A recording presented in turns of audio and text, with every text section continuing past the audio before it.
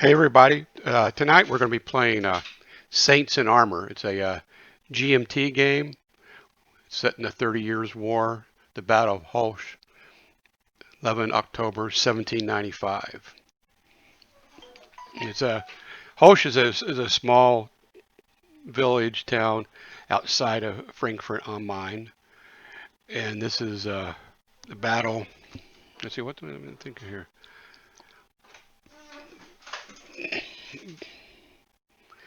So I think it's going to be an interesting battle, a little bit smaller battle than some of the others in this series.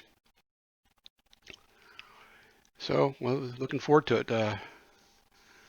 My game opponent, Doug, will be here shortly, and once we're here, then we'll get started. So, just wanted to give you a little heads up about tonight. In the meantime, if you're not currently a follower, please follow us because we're going to be trying to do some board game type Twitch shows every Thursday at 7 Eastern. And then every other Sunday, I'm also playing in a Star Wars RPG using the Edge of Empire rules. So those are on Sundays at 7 Eastern for 4 hours, and that's every other Sunday. Next session will be August 16th. So let's see here. Just waiting for Doug, trying to kill some time. So I'm just going to go quiet here for a few minutes here while we wait. Doug, I got to figure out some music is what I really need to do. Get some music for the channel when we're in the wait mode or I'm here. Can you hear me, Doug? Doug, can you hear me?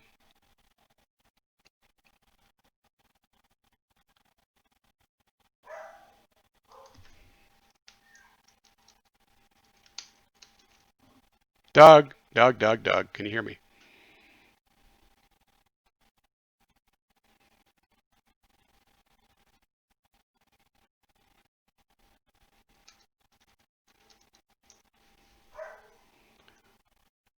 Hello, hello.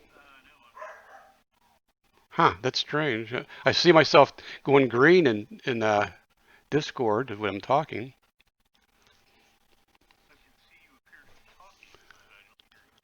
Huh. Let's see here. Just going to check voice settings.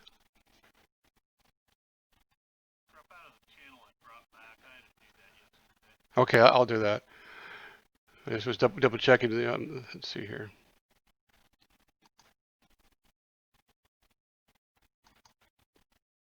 Okay. Can you hear me now? I'm connected. Voice connected. Can you hear me now? Okay. Maybe I was just sitting in there too long.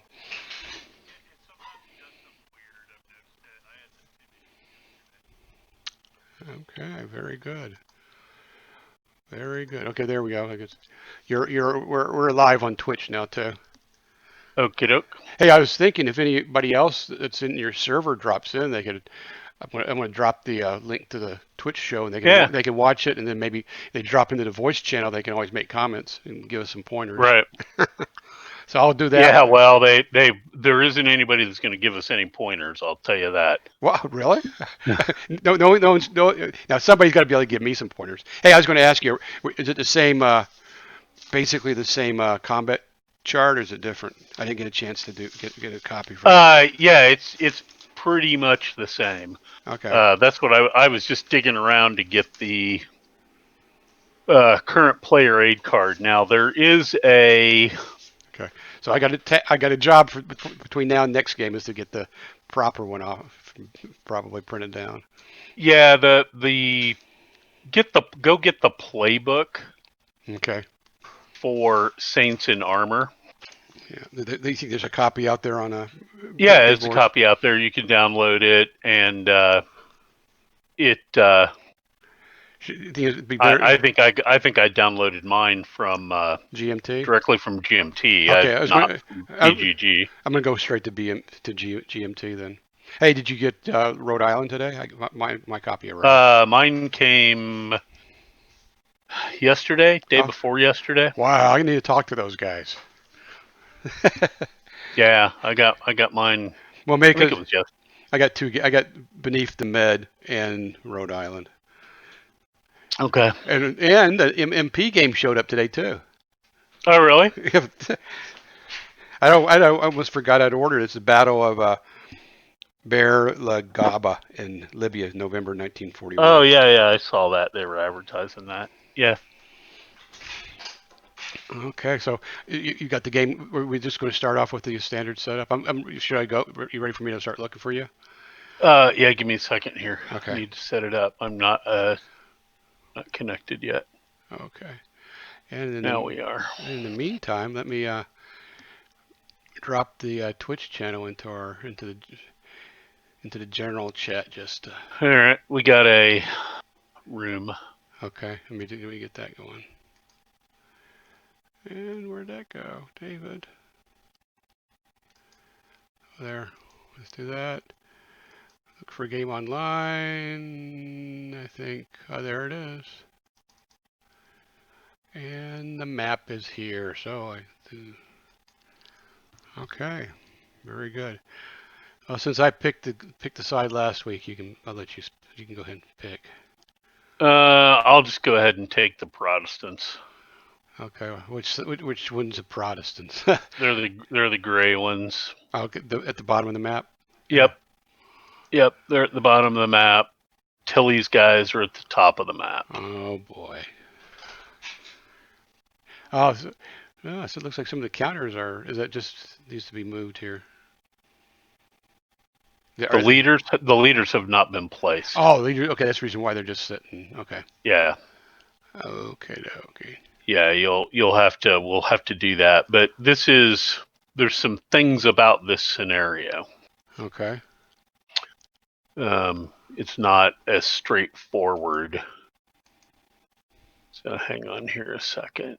Let me find it. And there's some things about this. I mean, we're 20 years, more than 20 years earlier. So there's been some, things haven't developed as far. There is, for example, no salvo fire. Okay, I guess I kind of looked up the wrong Battle of Hochst. Did you look up Hochst? Well, I got the right. There must have been another battle in 1795 in the exact same city. That's likely. Yeah. Yeah. So during the 30 years.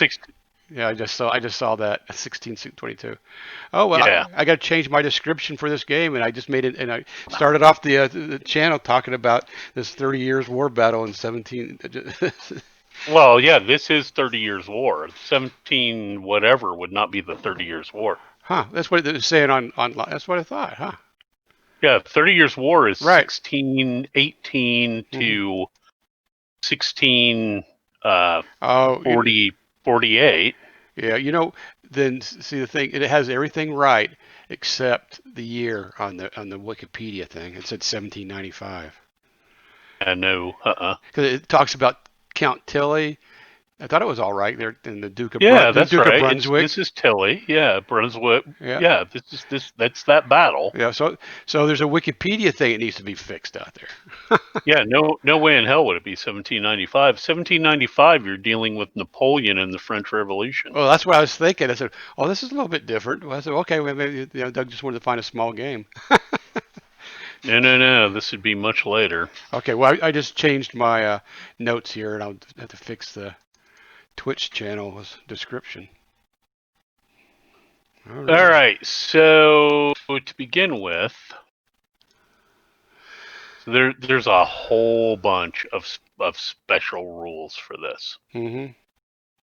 Because this is kind of a weird battle. If you look at the map, you can see right off the tactical situation is one where the majority of the Protestant army is behind the Sulzbach. They're south of the river. Mm-hmm. And then they have a bunch of musketeers that are in these hedgerows. Tilly the Catholic League and Imperial armies are basically chasing Christian of Brunswick. Okay. And he is actually trying to conduct a retreat.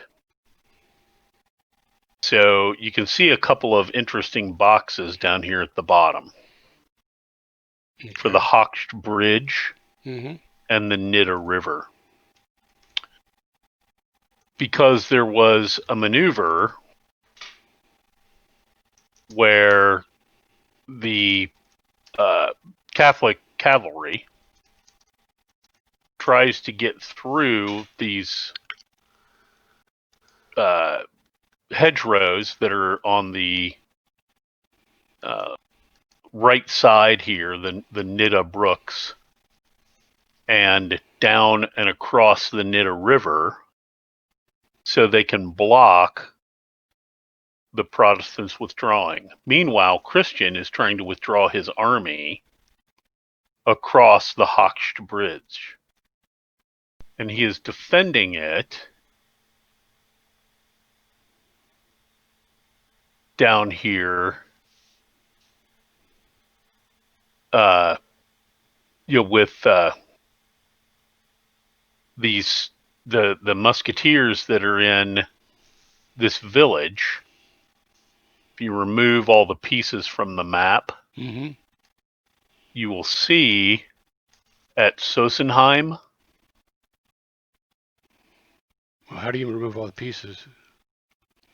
Click on the globe up in the top bar that's next to the dice and next to the camera. Okay. I see. So if you look at the village of Sossenheim, which is at the crossing point there of the Salzbach, you'll see that they're entrenched. Right. That village is full of concentric trenches. And then there's a bridge. Right. And then there's earthworks. So Christian has stationed part of his army to defend this crossing. And Tilly and crew, so you've got basically two armies here. You've got Tilly commanding the Catholic League, who are the sort of tan counters with the blue stripe and the blue and white checks. Those are the German Catholic League troops. Then you've actually got a Spanish army under Cordoba. Those are Habsburg Imperial troops. And they're going to have to try and cross this rather unattractive river here. Right. Okay. Now, you've also got some artillery here that you can use to sort of try and attack those locations. But ultimately, it's an infantry battle because cavalry's not much use attacking those kind of fortifications. No. All right. Now, let's talk about the special rules. What about the march? I mean, is it even crossable, any of this stuff? Well, that's what we're going to talk about, the special rules. Okay. All right. So,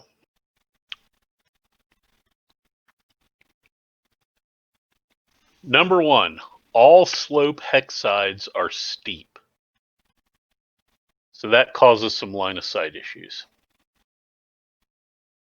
Retreat edges. The Protestant retreat edge is the southwestern, or the 3500 edge. And the Catholic retreat edge is the northeastern, or the 1000 edge. So basically top and bottom of the map. Okay.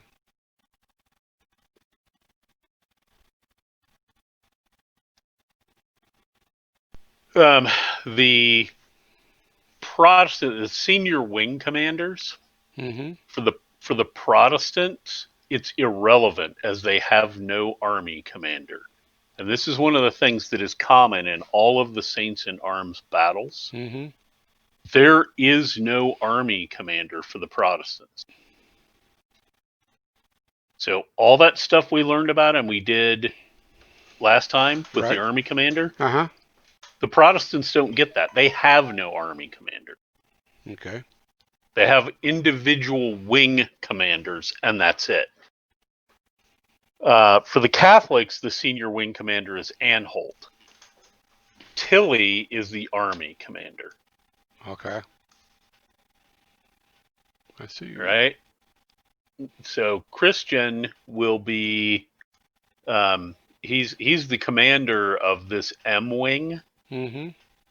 but that's it.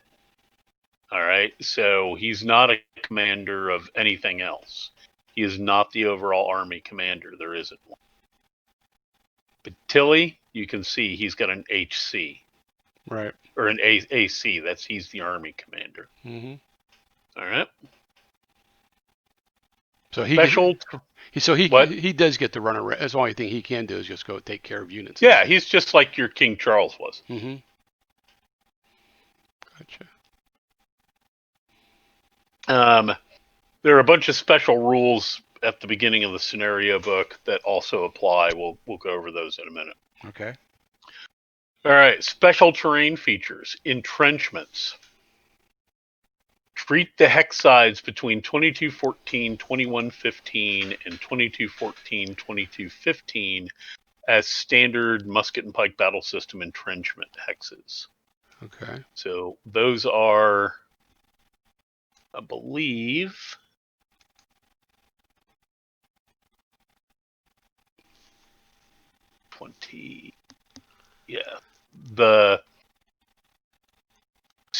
the fortifications, the two big square fortifications, Uh-huh.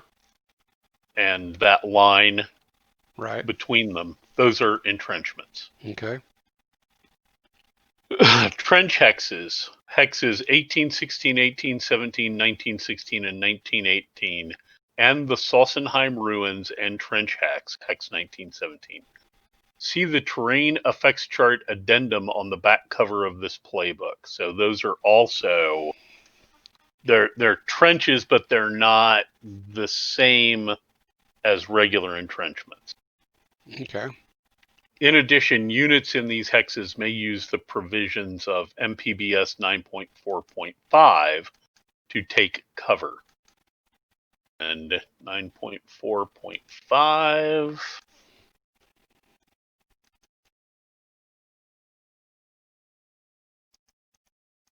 If a unit in a castle, town, village, or chateau hex is eligible for reaction fire against enemy musket or pistol, but not artillery fire, the unit may take cover instead of returning fire.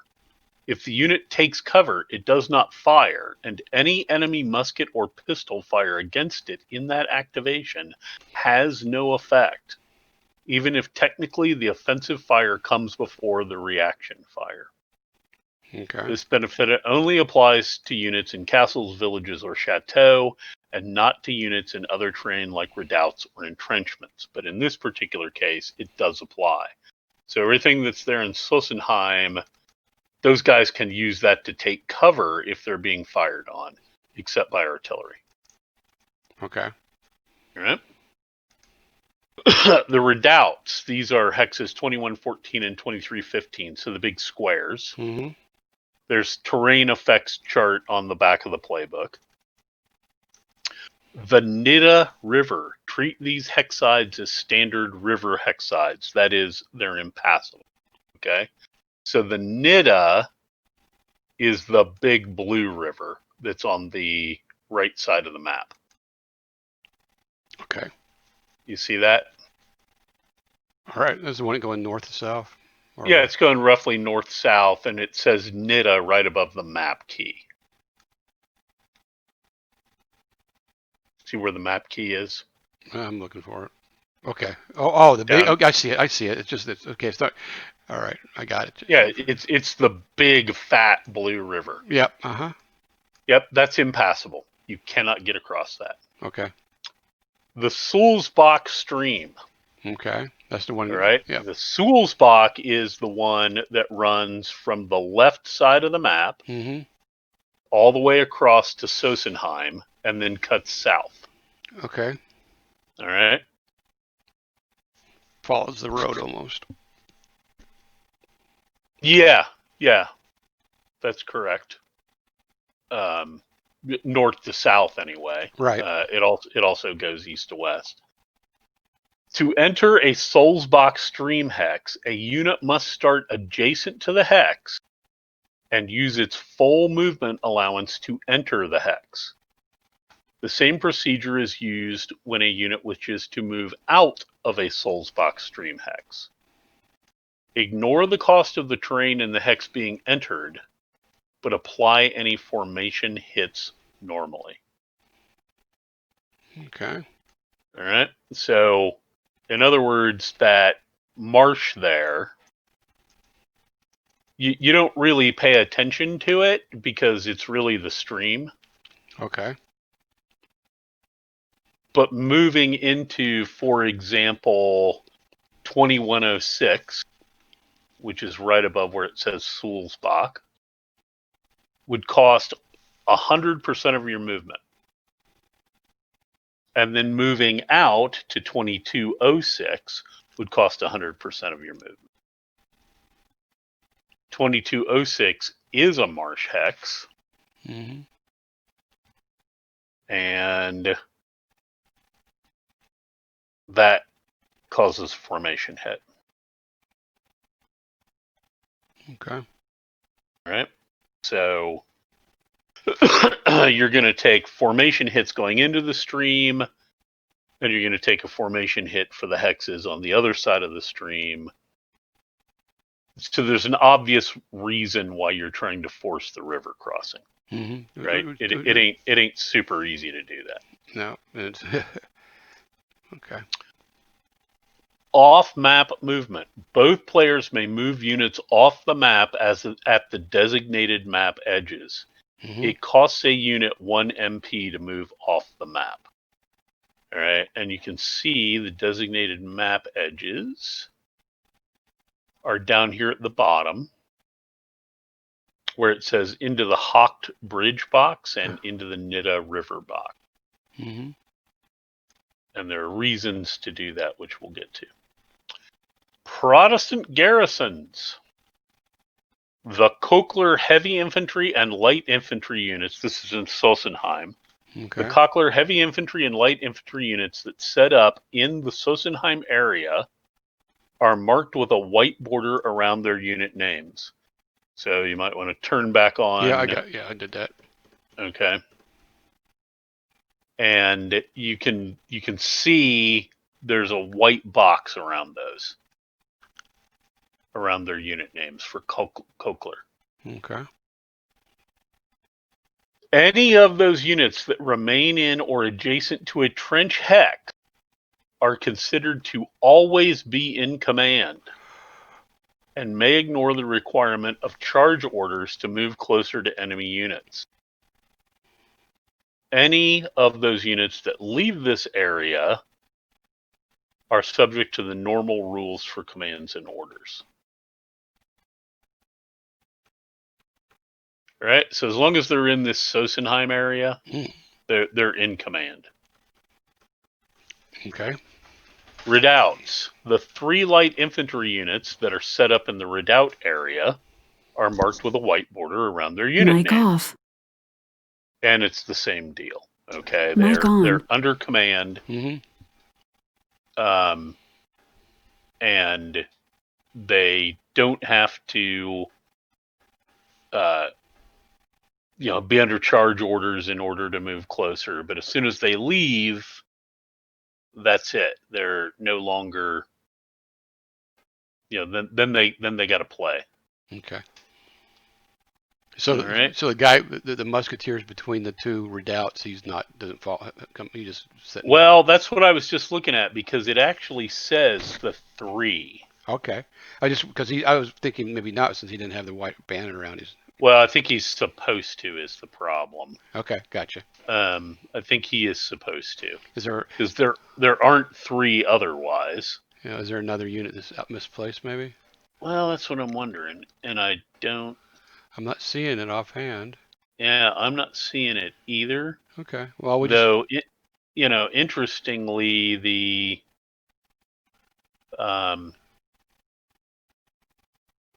that guy that's in the middle is not the same. He doesn't have the same strength. No, he doesn't. So it's almost like there ought to be another one in there. I'll have to check the setup listing. Okay. Well, yeah, That okay, that'll he's an L. What is the? Is that their unit? This is L2. He's light infantry. That's what the L's for. Okay. And the 2 is strength. Okay, gotcha. All right, all right. So these other 2 musketeers there's 400 musketeers. Mm-hmm. That guy in the middle is 200 musketeers. So I have to go back and look at the setup, but because it does say here there's 3. Okay. Catholic command. Tilly is the army commander for the Catholic side, but cannot aid any units or the wing commanders of the Spanish right wing. Okay. You got 2 armies here. Tilly is activated only when the Catholic center or left wings are activated. That's He may. that's the brown guys then. What's that? That's the guys that have brown strips on top of them.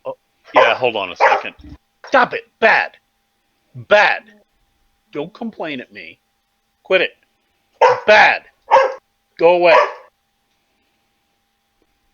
Complaining because you didn't come visit her yet. Oh, okay. So yeah, so the Spanish have all the artillery then, right? No, so remember these are wings. Right. Okay. All right. So look at your counters. H. See on every counter there's an H. Okay. That's for Hochst. That's for the battle. Mm-hmm. See the C? Yep.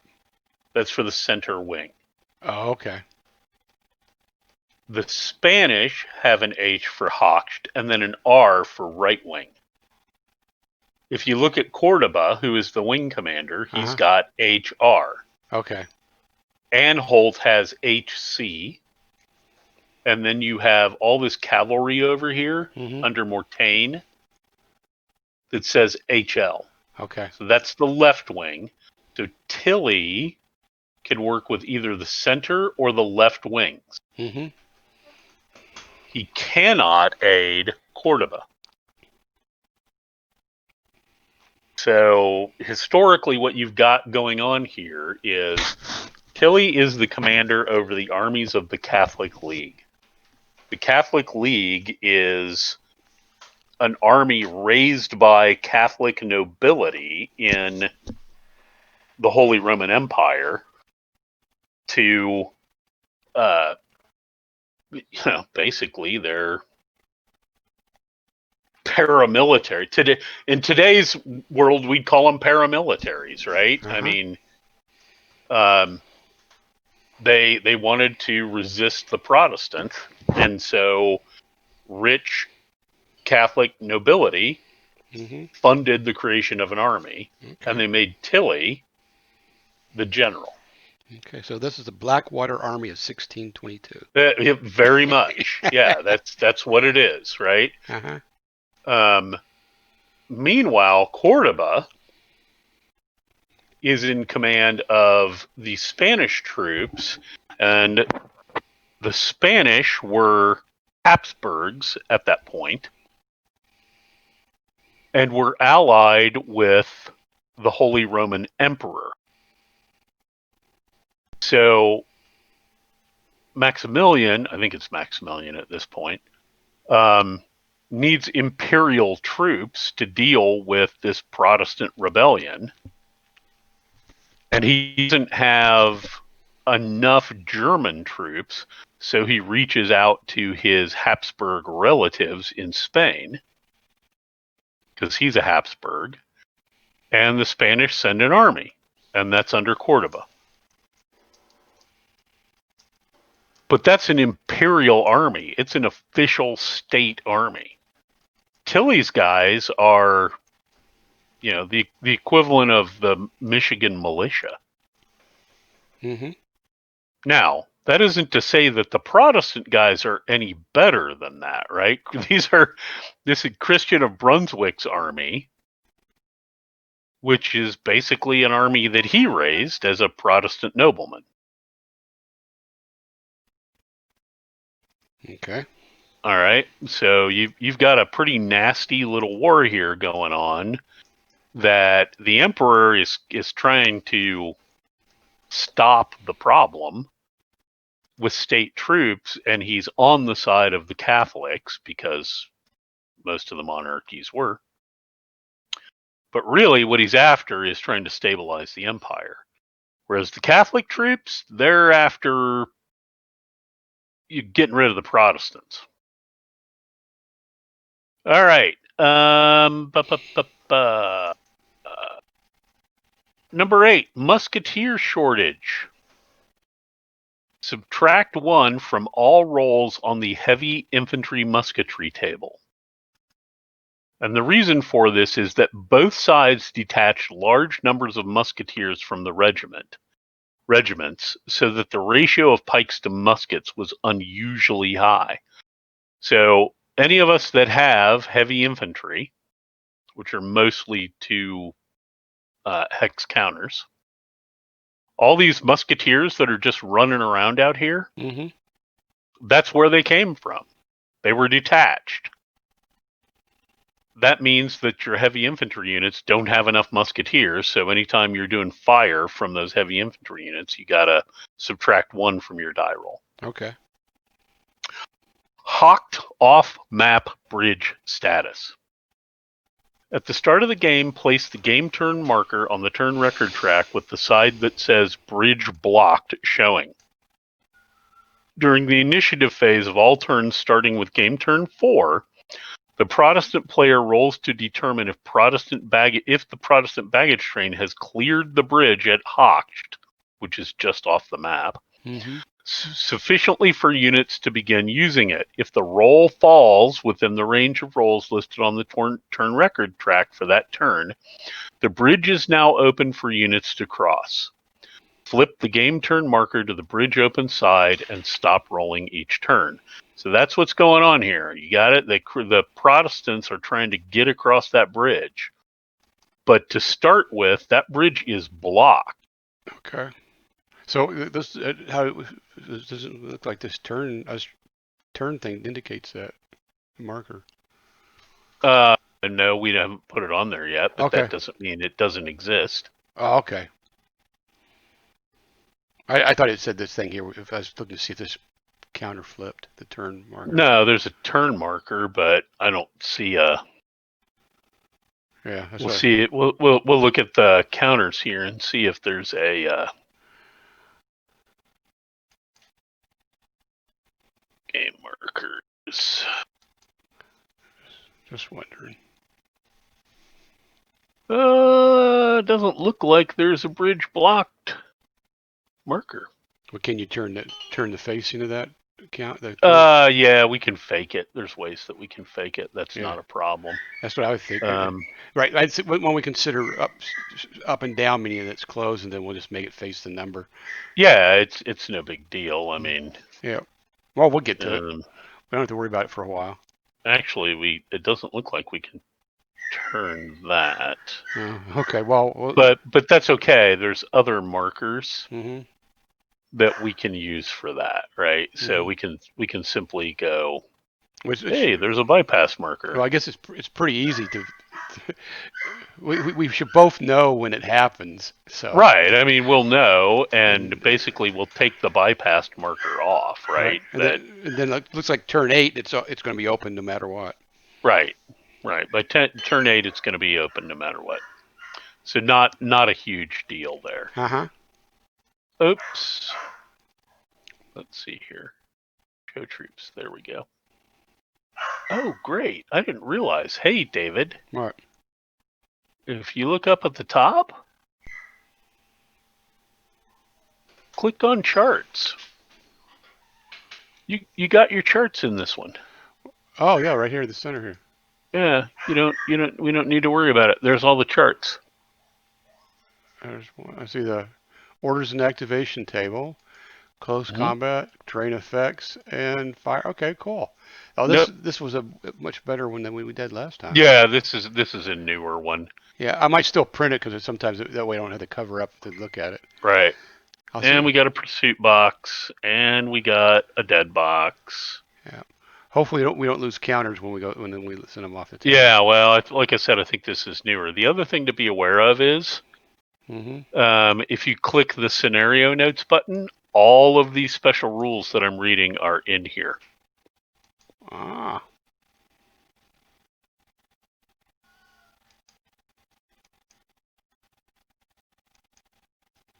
What's the public, private, and all that stuff for? Oh, those are actually, you can do notes in there. Okay. Oh, I got you. Okay. All right. Additional victory points in addition to the standard musket and pike battle system rules for accruing victory points. Both players may receive additional victory points in the following ways. Key positions. The following hexes provide the listed number of VPS to the player controlling them at the end of the scenario. 1917, which is Sossenheim Village, is worth 15 victory points. 2016, which is the Sossenheim Bridge, is worth 15 victory points. Mm-hmm. And 2114 and 2315, the redoubts, are worth 10 points each. A player controls a hex if one of his units occupies the hex or was the last to have passed through the hex. All hexes start under control of the Protestant player. So it's starting to become pretty obvious here what's going on, right? You've got to force those crossings. Mm-hmm. Question on the heavy infantry double units. Any special rules about moving across that bridge? Yeah, I think they have to be in column to do that. Okay, well that makes sense. All right. Yeah, well, and we'll go back, but I'm pretty sure that's the case. That's not a special rule. That's a standard rule. Okay. That they will turn so that one of their short edges Mm-hmm. is along there, and they move that way. Okay, makes sense. Yep. Let's see. Prominent leader Duke Christian of Braunschweig was a prominent Protestant leader and opponent of the Habsburg emperors, and his loss would have been a serious blow to the Protestant cause.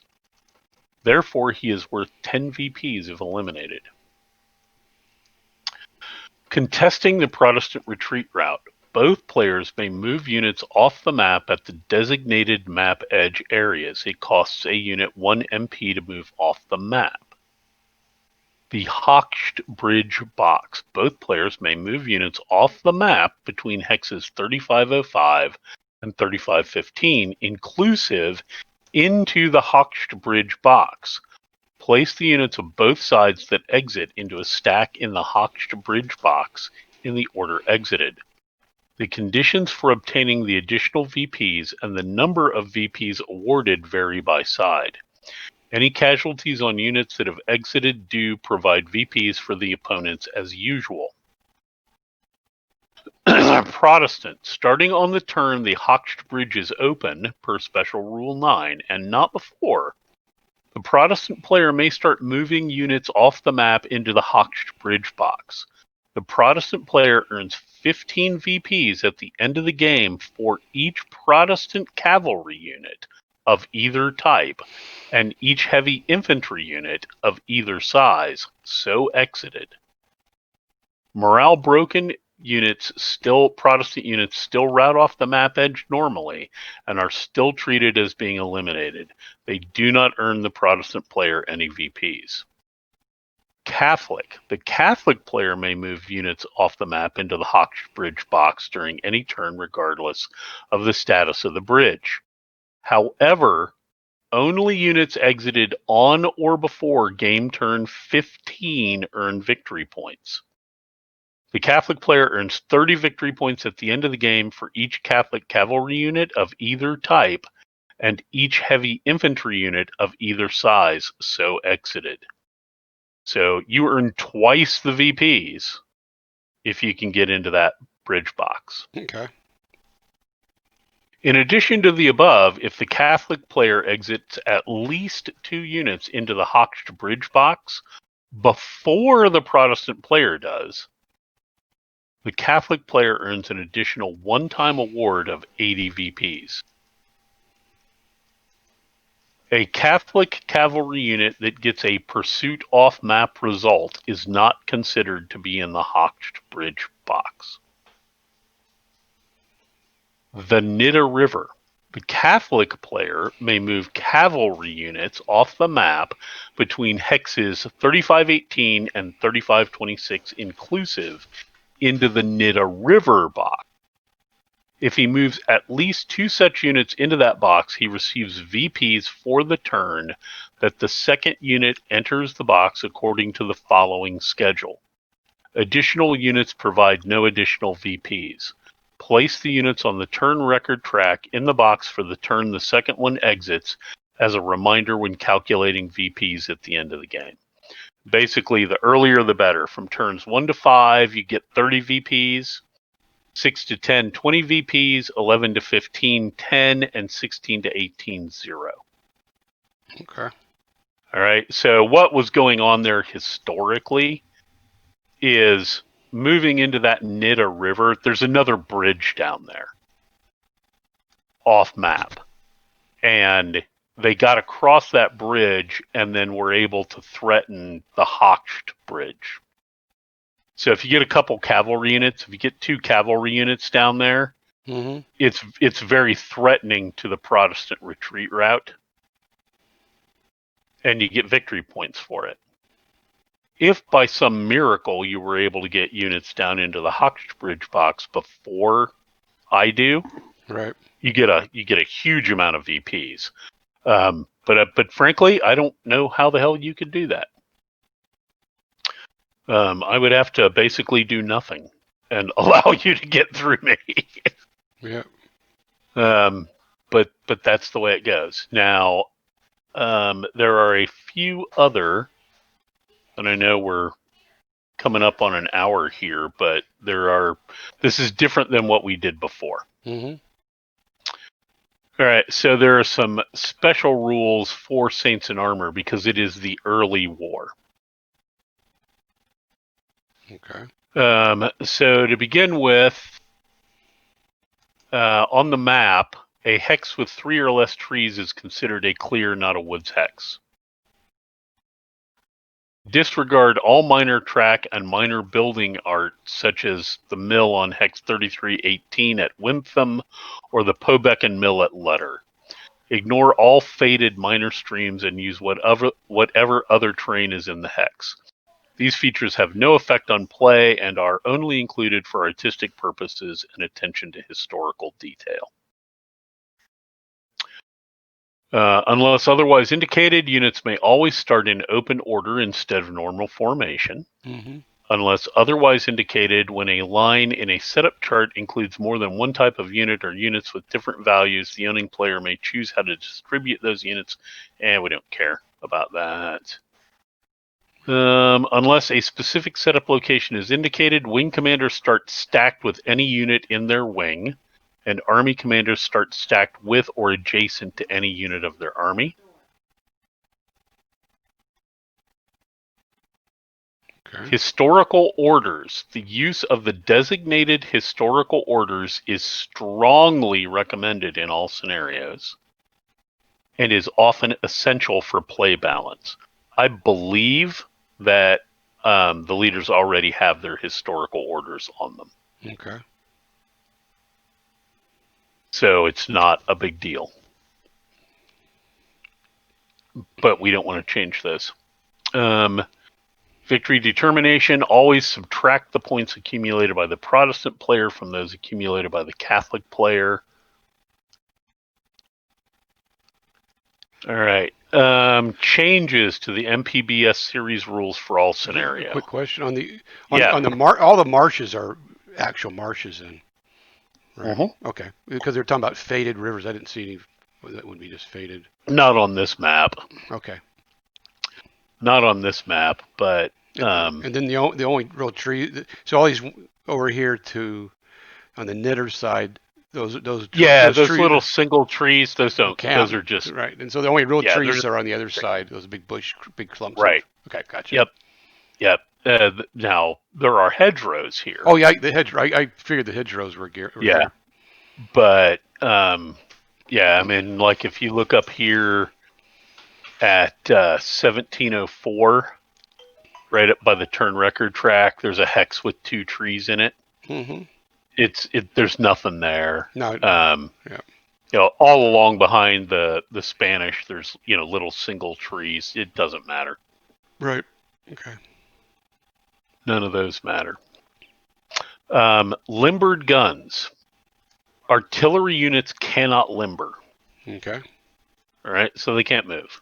Uh-huh. Salvo fire. There is no salvo fire. Okay. The Swedes introduced that in 1630, Okay. and we're at 1622. Okay. Attacker momentum. Only cuirassier cavalry units are eligible for the +2 momentum modifier in close combat. Other cavalry units only receive a +1. Okay. And there's a note here. The training and doctrinal differences between the close combat oriented cuirassiers, the shooting oriented arquebusiers, and the skirmishing Croats and hussars was more pronounced during the early part of the 30 Years' War. So unlike the Eggshell game that we played, where all the cavalry is of one type, if you look at your cavalry in the 30 Years' War is of 2 different types. All of your Catholic League cavalry are cuirassiers. But if you look over here at the Spanish, Mm-hmm. and specifically if we look at the Cordoba Cavalry Okay. and the De Silva, you'll notice that they're A. They have an A in front of the strength. Yep. So Cordoba's A5, De Silva's A6, Mm-hmm. Gaucher is A5. Those are arquebusiers, not cuirassiers. Okay. And if you look at the little picture, you can see they don't appear to be nearly as armored, and they have a carbine. Mm-hmm. Versus Losada and the other guy over here, who are completely armored and have pistols. Okay. So 2 very different types of cavalry, and one is intended for basically close combat, so your cuirassiers, Mm-hmm. whereas your arquebusiers generally don't engage in charges. They shoot. They move up close and shoot. Now you can charge with them, but you don't get nearly. You only get a +1 modifier on the momentum. Okay. So on the arquebusiers, they don't have the limitations like numbered pistol shots like the other, or do they? I believe they do actually. Okay. So that wasn't. I guess we just. And that's I didn't. another thing here that comes along. I believe they do have the same. They're cavalry. They still only get 2 shots. It's just that they have They have carbines instead of pistols. Okay. Determining victory. Eliminated heavy infantry with a printed strength greater than 20 strength points are worth 15 VPs at the end of the game instead of the normal 10. Okay. Croat cavalry. We don't need to worry about that because there are no Croats in this, I don't think. No.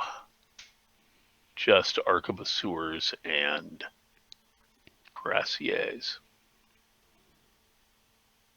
So no big deal. Don't worry about that. Here. Yep. Arquebusiers definitely do a pistol shot, same way. Da-da-da. Heavy artillery, we don't have any of those. Units with special rules, they have the white borders, we have that. And there is a slightly different close combat matrix when there's Croat cavalry involved. But we don't have any Croat cavalry, so we don't care.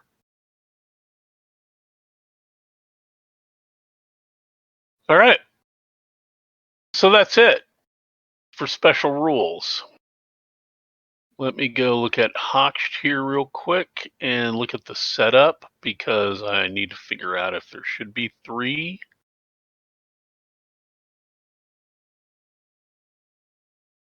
There are some really great battles in this Saints in Armor. Mm-hmm. Some of these are really interesting fights, like this one, right? I mean, this isn't like Edgehill where, hey, we all just lined up in a field, right? Right. There's something pretty interesting going on here. Yeah, I like this. This book is going to be. It seems to be fun trying to break through that. Yeah, it is. It's going to be a lot more interesting than just, hey, let's go charge at each other. Mm-hmm.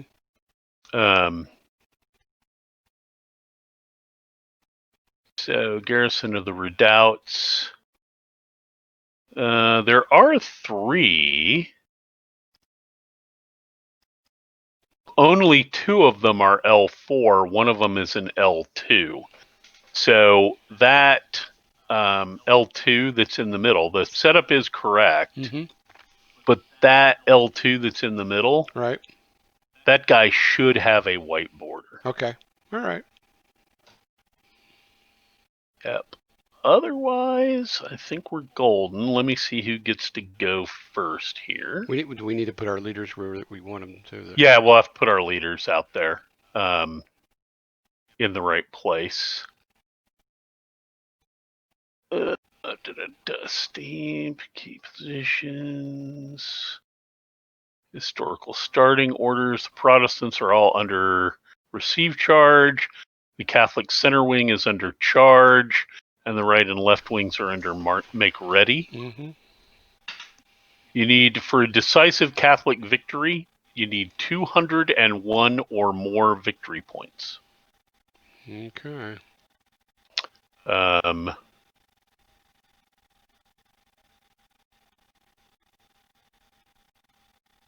So there we go. That's it. That's the fight. All right, so go ahead and place your leaders.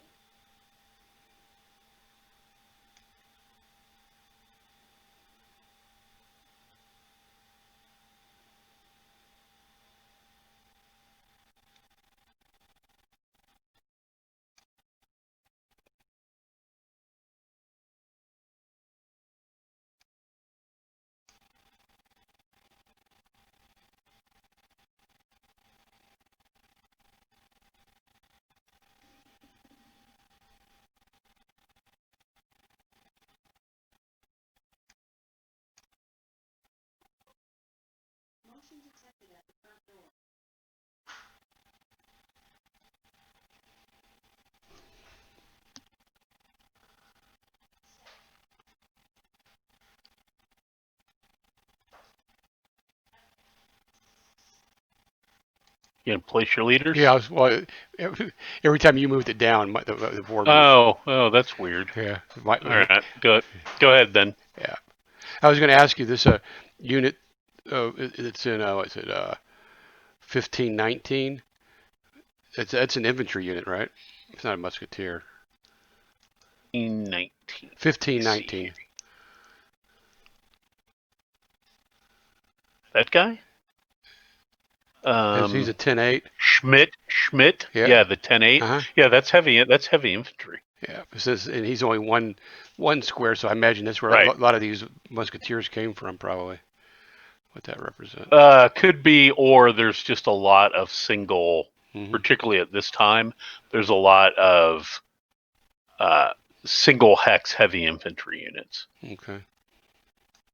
They're not all that big. Okay. And the Spanish. And when we get When we get to the point of you having to worry about getting a heavy infantry unit across the bridge, we'll read those rules. Okay. The Spanish seem to be blocking some of my artillery here. The musketeers? Yeah. Or can they? The artillery can't fire through them, can they? No, but they can fire along the hex spines. Oh, okay. Yeah. So that should be okay then.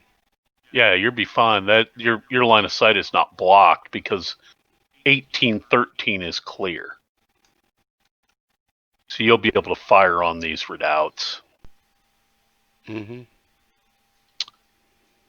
Which is what I need to go to the back page of this and look at the extra different stuff here. Oh, and since my center's in charge, I have to move in right up next to you guys.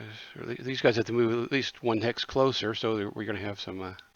Oh yeah, it's gonna... You have really no choice but to attack. Oh yeah, that's fine. I mean... Yeah, under Anhalt, your center. And then you got to decide what you're going to do with that cavalry under Mortain. Uh-huh. Oh yeah.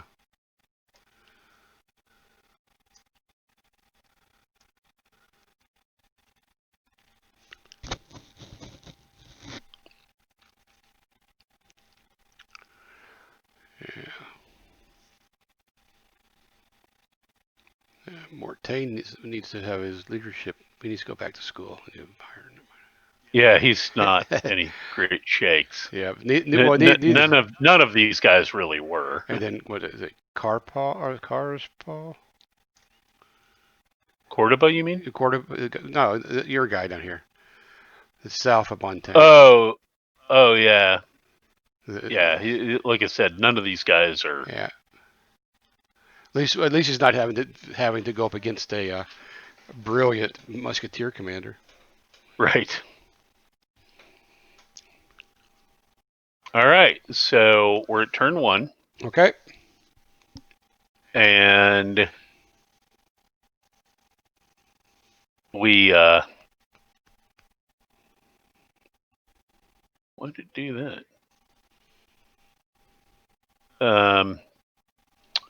We don't roll yet to see if that's clear.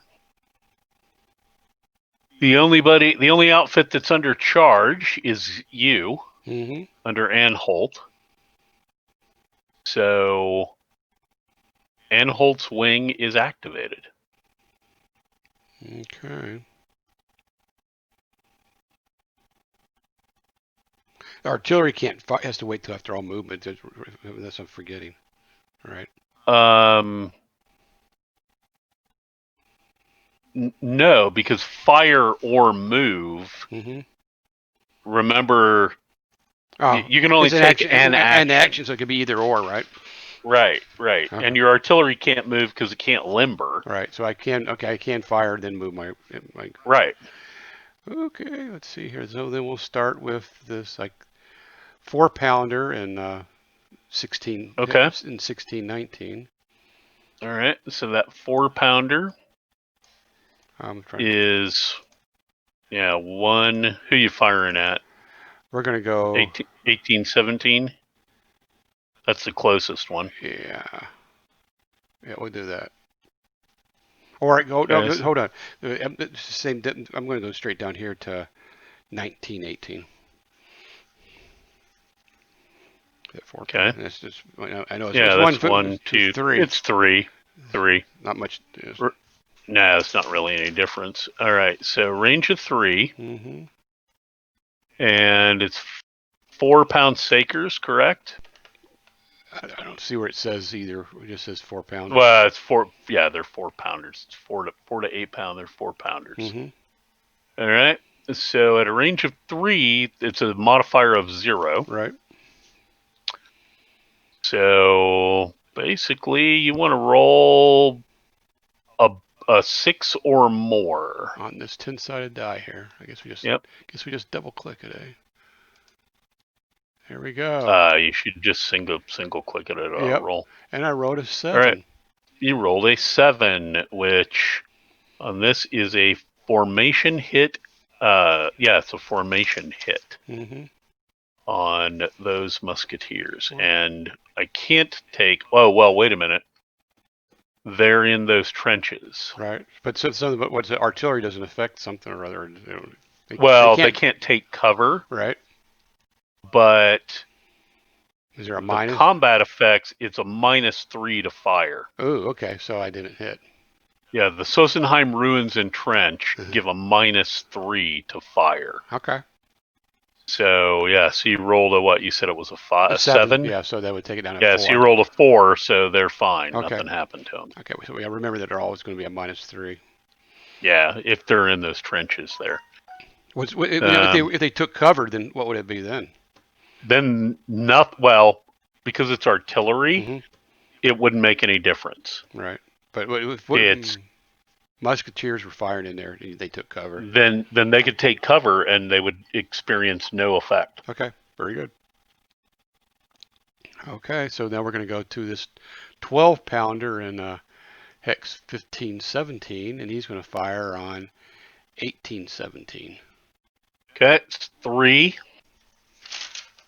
And let's look at the charts here and see if So it's the same. dang. All right, so 12 pounders at a range of 3 is 0. Mm-hmm.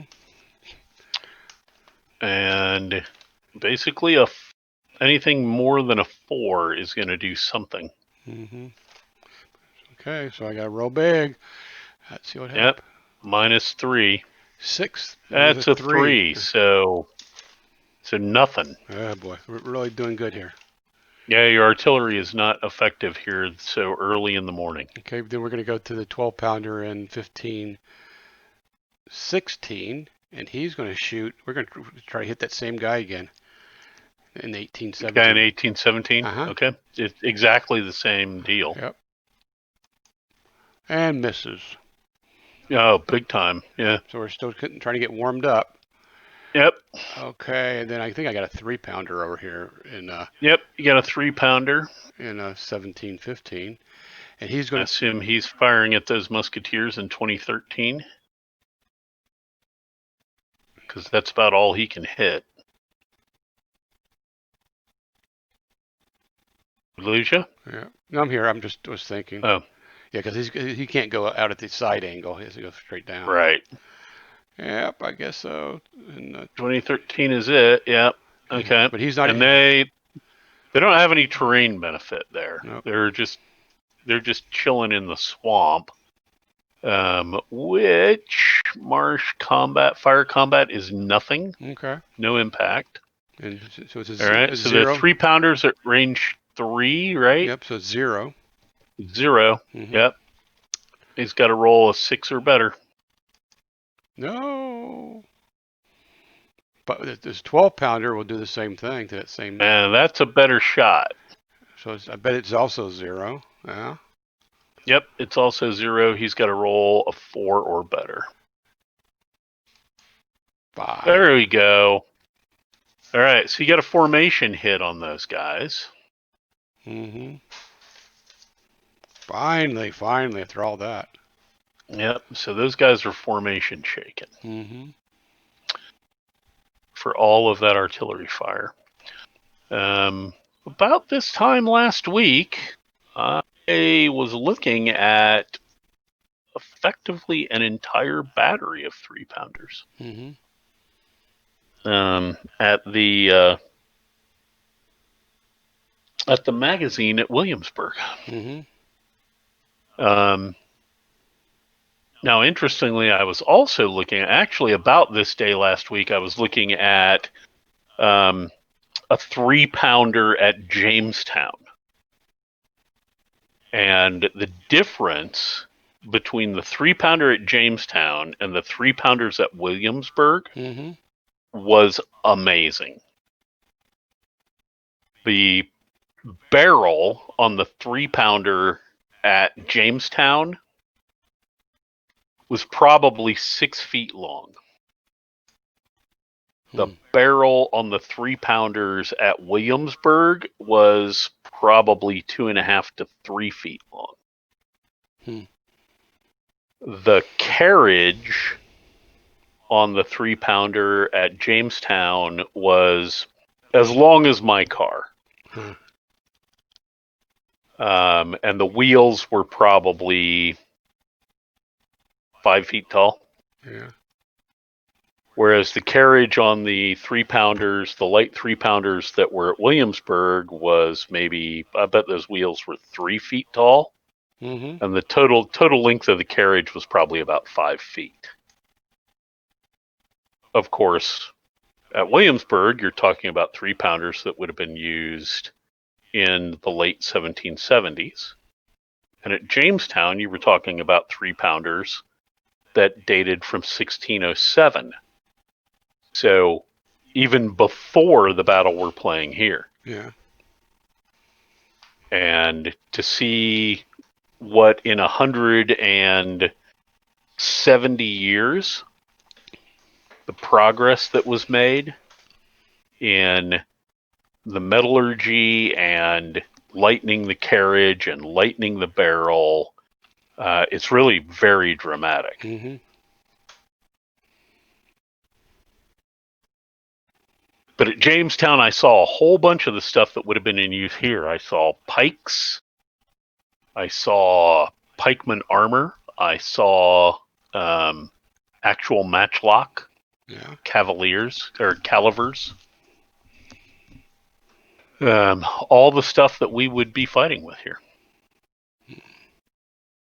All right, so you gonna move some stuff now? Yep. So you ready to shoot at me? Yep. Okay, so we'll move the first one up. He's going to come right up here and do his All action, right. his move action. Okay, so I'm gonna take cover. Okay. That guy in 1918 is just gonna go ahead and take cover. Okay.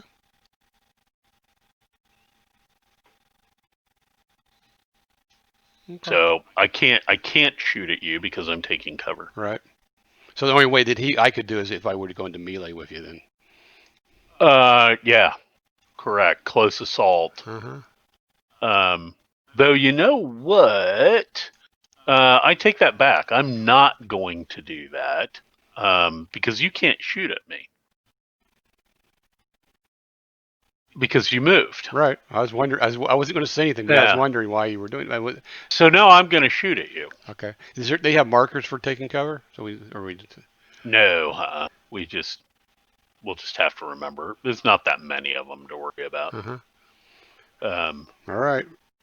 Yeah, we don't have there isn't a take cover thing here. Now, having said that,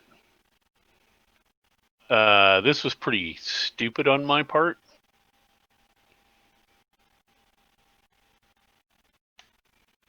He's not rotated. He can't shoot at you. He can only shoot out of his front hexes. Though, do musketeers have any facing at all? I wonder. Let's look that up. I mean, to me, it seems like if they're light troops, they probably do not have facing. They probably don't. Yeah. They're probably more in skirmish formation. So. Right. In fact, I think you're right about that. I think they're skirmishers. But let's look. Yeah, but I'm thinking maybe 20 years in the future, so I don't know.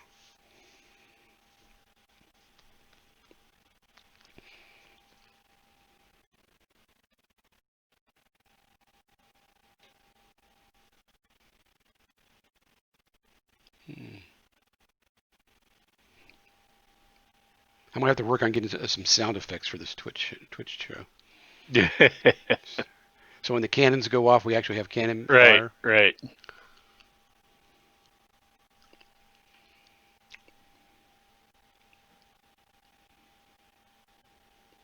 I know what a musketeer is.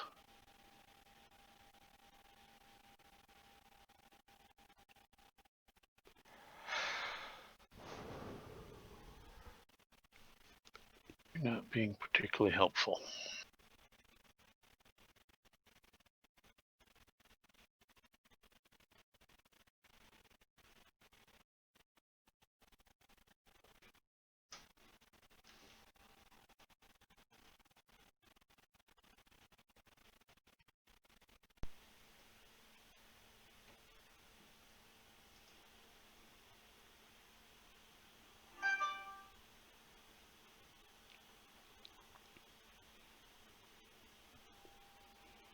Facing in formation.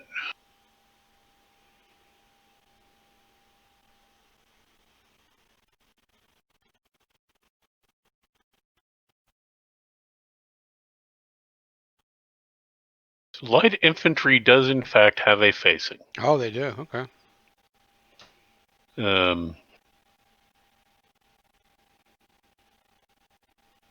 Now,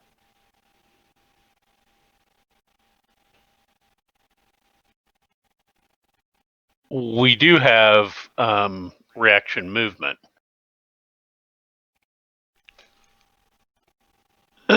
which we haven't really dealt with before. Mm-hmm.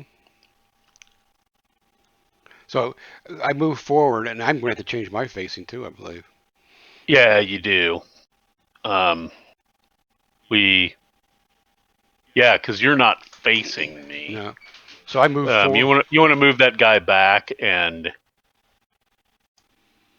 okay, so there he is, because he would have not even been able to move there. Mm-hmm. So you're gonna have to change his facing to start with, Right. and he can move. I mean, he's light infantry, so he's got a movement of 6. Okay. So I'm going to. Oops. Yeah. Yep. So there's one. And he still has to go rotate one more, right? No, Oh, that's good enough to be able to fire. Yeah, to move and fire. Yeah, he's Well, good enough. okay. So I did. So there was my action. Right. So there's 2 now. Mm-hmm. I should be able to do reaction movement. Okay. And the reaction movement is a facing change. Okay. If an enemy unit whose movement allowance, including the effects of formation hits, is the same as or less than the reacting unit's movement allowance moves adjacent to the reacting unit's flank or rear, the reacting unit may change facing as follows. Single hex non-artillery units may change facing by up to 2 hex vertices. 2 hex units may pivot half their counter up to 2 hexes. All right, so my dude Movement of 5 gets to. No, that's morale. That's not Okay. movement. Okay. So They're both of these guys have a movement movement of of 6. 6. Okay. Gotcha. Okay. So I get to turn like that. Okay. For my reaction move. Mm-hmm. Now I should also get reaction fire because you moved right there. So, but you get 2 reactions then? Yeah, you get more than one reaction. You get reaction move and reaction fire. They're different things. Okay. You get reaction movement. If you're the right kind of unit, you could also get interception. Mm-hmm. Okay. Now you couldn't get reaction movement and interception because they're mutually contradictory. Mm-hmm. But then reaction fire is again a different thing. Having said that, reaction fire is an element of the infantry may use reaction fire as long as each triggered separately. Reaction fire is handled the same manner as regular fire. Cavalry is subject to pistol limitations, and artillery may still only fire once per turn. For reaction fire, heavy infantry may use salvo fire, and all infantry may use skirmishing fire, but no unit can use advancing fire or retreating fire. Generally perform each reaction fire as soon as it is triggered. However, a unit eligible for reaction fire against both sides of the same 2 hex unit, blah, blah, blah. All right, so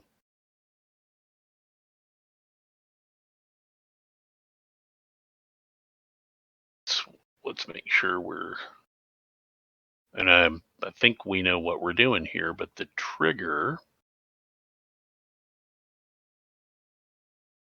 You already triggered for one from. A unit, so triggers for reaction move or reaction fire. An active unit enters any hex in the inactive unit's reaction zone. Okay. All right, which you did. So I get to shoot at you. All right.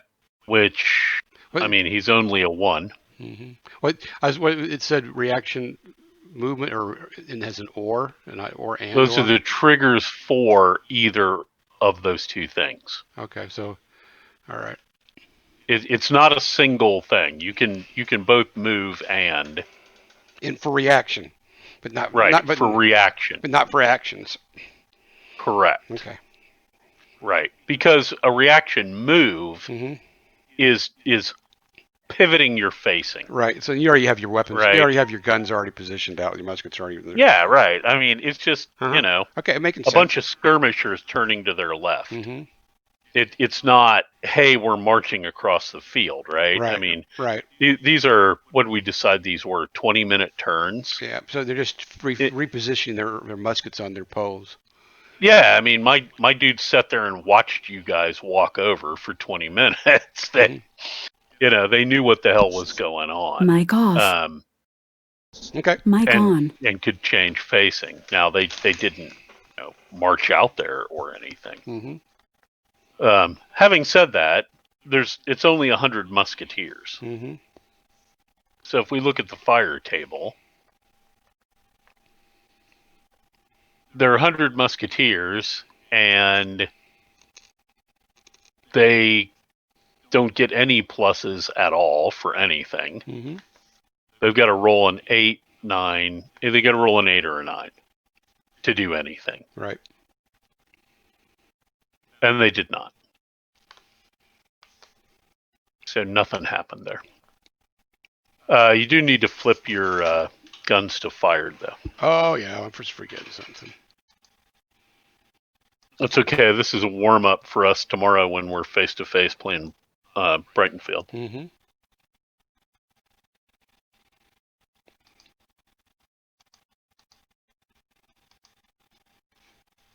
Yeah, but we're gonna have to stack counters to do this tomorrow. Yeah, we're gonna have to stack counters to do this. This is one of those systems that's almost a little bit easier to deal with Okay. in Vassal. All right. So our next unit, All right. we're gonna rotate him. Yep, that's 1. And move closer to the enemy. 2. And we're gonna rotate him and move a little bit closer to the enemy. Okay.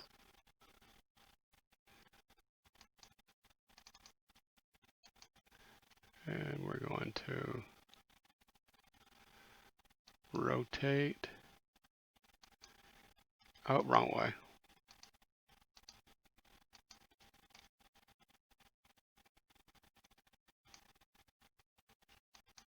Okay. Does every counter has to, every one of the guys has to move or not? Yeah, everybody has to move. Everybody in the center that's under charge Has to move. Okay, this one does. has to move at least 1 hex closer.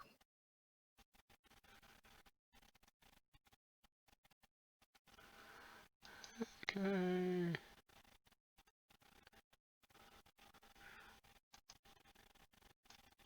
One. And closer is going to have to be here. 2. Mm-hmm.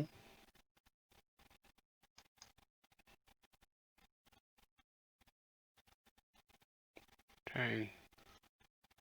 Now, I mean, there's 1,000 dudes right there. What, in the heavy infantry? Yeah, that heavy infantry unit has got 1,000 guys in it. Mm-hmm. If you look at its strength, it's a strength 10. Yeah. Okay, we're just gonna. And keep in mind, as you look at your musketeers, each one of those musketeer units is 500 musketeers. Oh yeah, yeah. So you've got it. It doesn't necessarily seem like it, because you seem like, it seems like, oh, I got about the same number of counters. I wanted But to. my musketeers are 100 guys. Yours are 500 guys. Yeah. Well, I was trying to get at least one more, little bit of as much artillery as I can before Oh, sure, yeah. before they're Right. all blocked.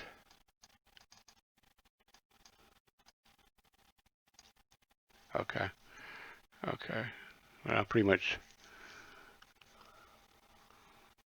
I don't know. Well, one of my 12 pounders might have a shot. I'm not sure what the other one or not. Okay.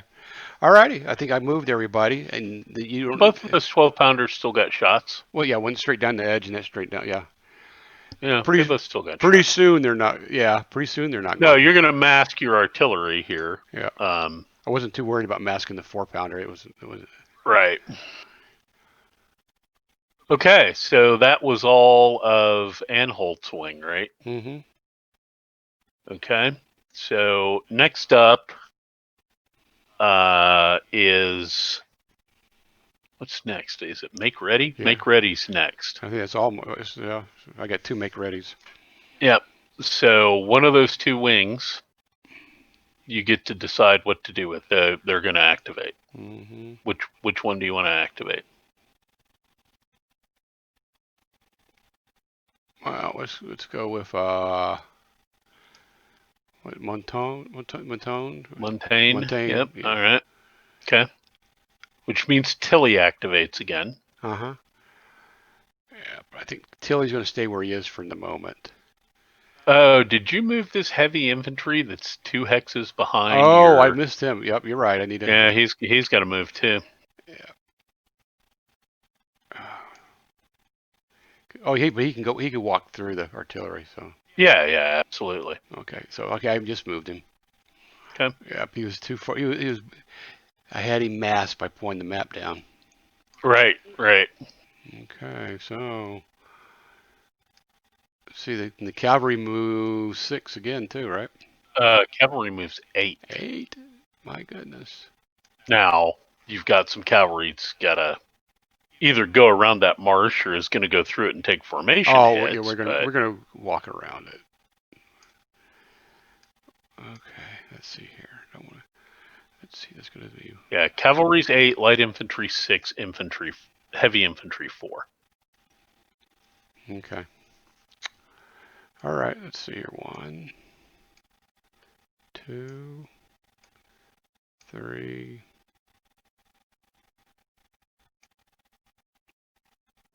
4.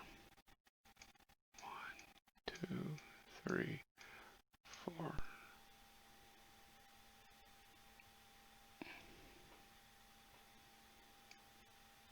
1, 2, 3, 4.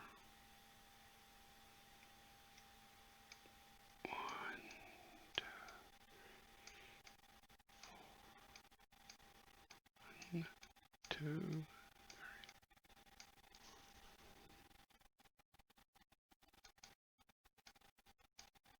Oh, come on. 1, 2, 3, 4. 1, 2, 3, 4. Okay, so now this is the first guy I gotta rotate a little bit. Mm-hmm. So that was 1. Yep. 2, 3, 4, 5, 6, and then I want to rotate him back. 7. 1, 2, 3, 4, 5, 6, 7.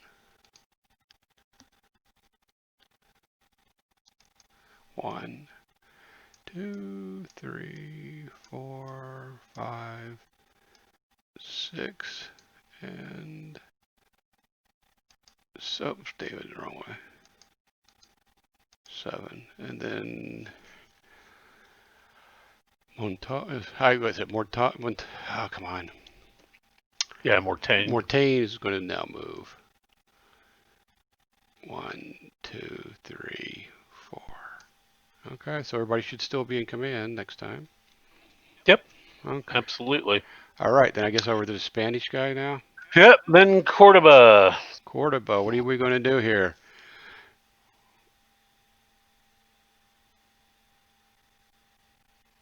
Yeah, we're not going to be afraid of no freaking marsh here.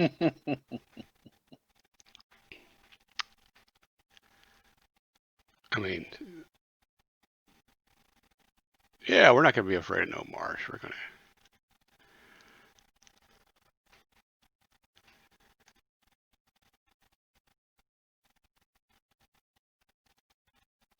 Okay, so that guy, that's a formation hit. He can't do that. Why?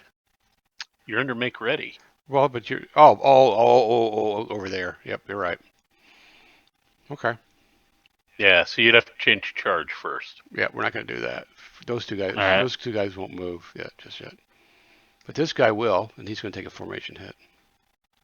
Correct. He will take a formation hit.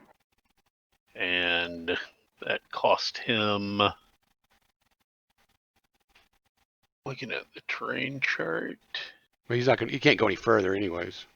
Right, that's true. Yeah, he can't go any further anyway. It doesn't matter. Correct.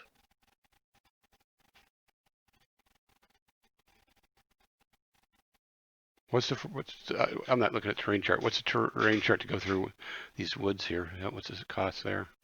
So woods. This one is going to be one heck. For what kind of unit? Arquebusier. An arquebusier, so cavalry. Uh-huh. Is 4, and it's a formation hit. We don't want to do that, David. Okay. So that's 1. So he should be okay moving there, right? Yeah, absolutely. 1, 2. We'll stack up. Rotate. 1,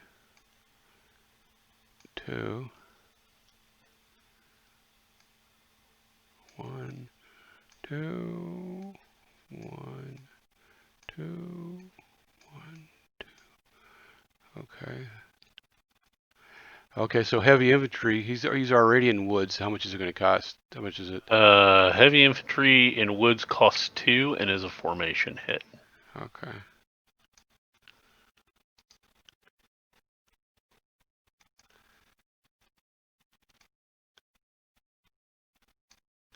And let me see something here. Make ready.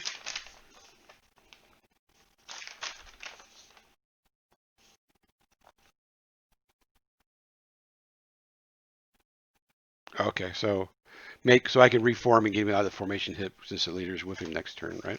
Right. Yeah, it won't be tough to clean up the formation hits. Mm-hmm.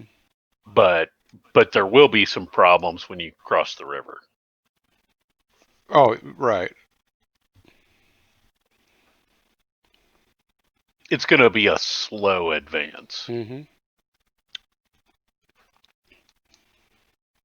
Okay, so I'm gonna my last heavy infantry unit, Spanish heavy infantry unit.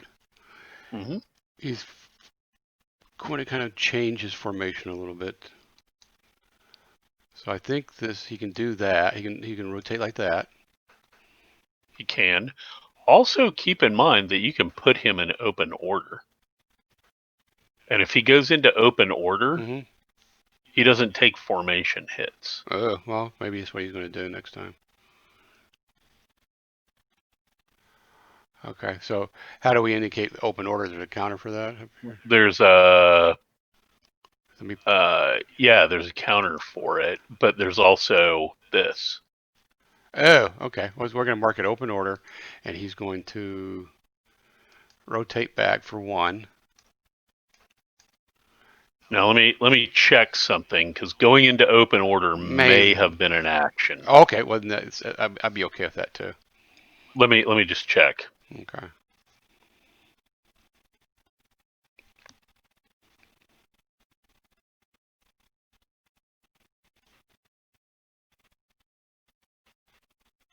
Okay, so that's that's a reform action. Mm-hmm.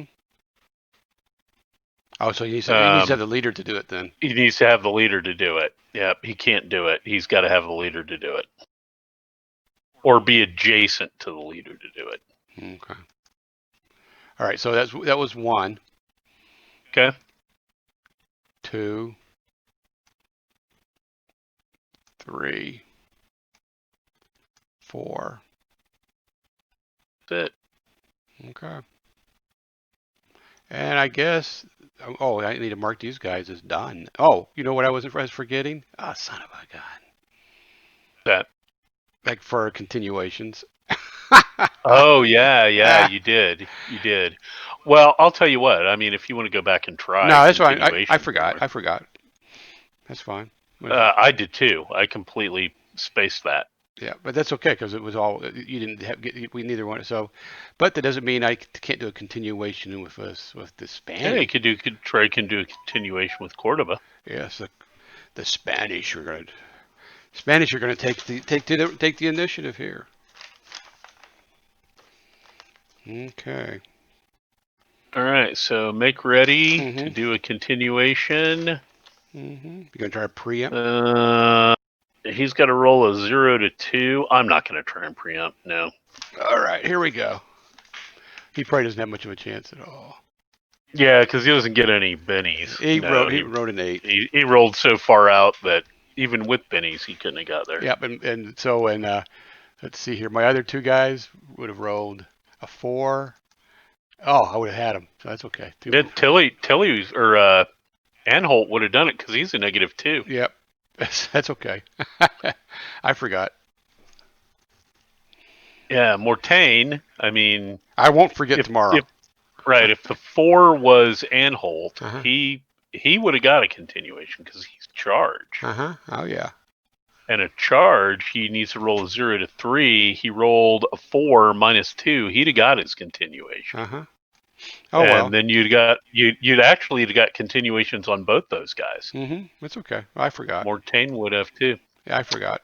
That's legit. Okay. All right. So what we're gonna do here? I'm in receive charge, which means that the most I can move is 1 hex. Yeah. I'm going to go ahead and activate my right wing under Carpzal to start with. Okay.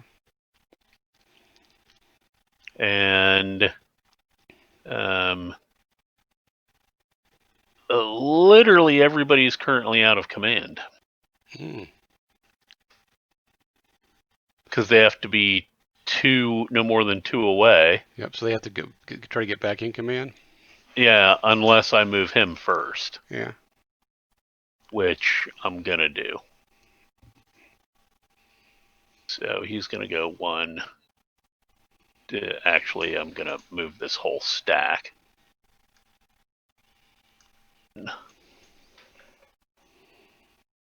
2, and my boy here, the Arquebusura, is going to take a formation hit. Yeah. And that's because it's at the time of the unit activation, whether they're in order command or not. What's that? I said they're in command now because, isn't it? Right. Yeah, because it's at exactly. It's at the time of the unit. Right. Time of the unit's activation. Correct. I'm just talking here so anybody that's ever watches this game can understand. Yeah, can understand it. Right. So he moves in, and that suddenly puts everybody else back in command. Right. I might be repeating myself, but that's what I'm doing, Doug. Yep. All right. So in that case, what we're going to do Mic off. Is we're going to go ahead and move this guy up 1. And Mic we're going to move on. this guy up 1. And we're going to move this guy up 1. And we're going to move that dude up 1. And we're going to move that guy up 1. And everybody's still in command. And then I'll go ahead and I don't think I got much chance of. Yeah, so a continuation is a 0 to 1. Not much of a chance, but I'll try. Sure. And I didn't get it. If he had any leadership ability at all, he would have got it. If Carpzal was anything more than a wet slug, yeah, we would have had a continuation, but we didn't. So Carpzal is finished. Okay. I went ahead and marked off. I forgot. I went ahead and marked all my leaders finished too. Okay. All right. So that wing's done. And I'm going to go ahead and activate. I'll activate my center under Christian. Okay. And literally okay, so what am I going to do there? Does that 24 pounder have a prayer? Where's it? Oh, there it is. He might. Does he have a prayer of hitting shit? Well, yeah. Yeah, he can hit. He can fire on that artillery. Can't fire on that musketeer because that's blocked. Oh, but actually, he's elevated. He is? Yeah, he is, isn't he? Yep, he's up in elevation. So he can fire over... He can fire over other stuff. He's got a range 6 firing on that artillery. Which artillery? This artillery in 1714. Okay, the 3-pounder. Yeah. Need to decide if that's worth it.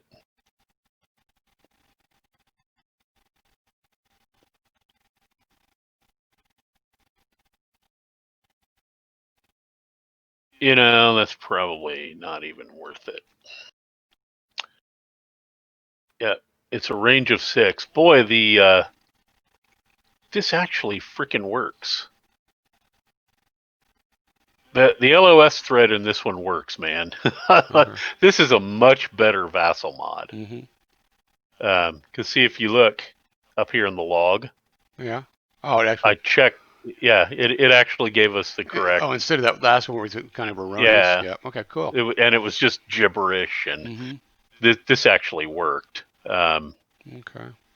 I believe I can fire over those musketeers if I wanted to, and fire on those musketeers. I'm thinking if you're elevated, you would be able to. Let's check. Let me look at line of sight. Hey, and also, could you look at artillery? Because I know they can't move, but can they pivot? I thought they were able to do that. They can pivot. Okay. Yeah. Okay. Yeah, they can pivot. They just can't move. So that would be their action. They couldn't. If they're pivoting, they can't fire at the same time. Is that right? Correct. Okay. Right. All right.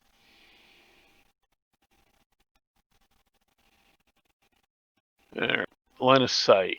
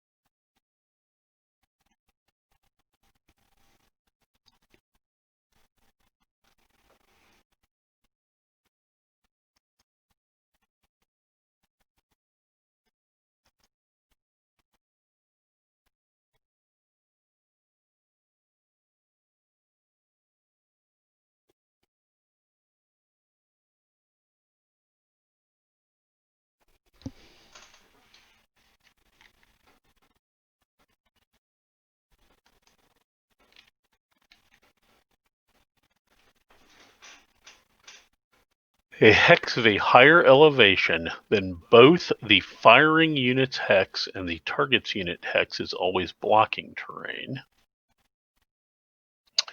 An artillery unit may not fire over or through a friendly or enemy unit, even if that unit does not otherwise block the line of sight, unless it's in a dead zone. So yeah, it doesn't really matter. So you can't fire over that musketeer then? Can't fire over my own musketeers. Which I get. It was not practice to fire over the top of friendly units during the period. It just wasn't. But there's always that. It's not like those guns are going to not drop them short. Well, that's it. Yeah, I mean, it was guys got really sort of upset about that. Mm-hmm. If you tried to fire over their heads, they did not appreciate Yeah, that. but well, these gunners are not professionals either, are they? Oh no, these are civilian contractors. Right. So those musketeers may get so upset they come back and take out the. Oh, absolutely. I'm sure that happened. Yeah. All right, so these are 12 to 24s, Mm-hmm. and at a range of 6. Mm-hmm. So 12 to 24s at a range of 6 are a 0. Mm-hmm. And we're going to roll a die. A 2. We roll a 2. And We totally frickin' miss. Mm-hmm. I guess it's too early in the morning.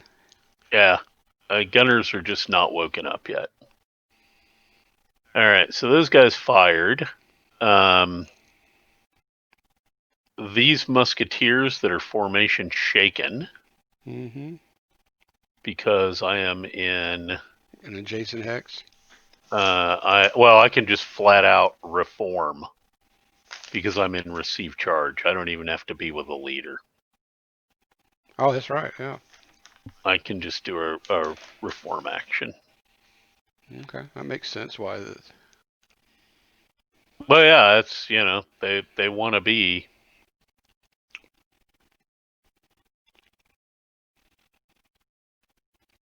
All right, so those guys are good.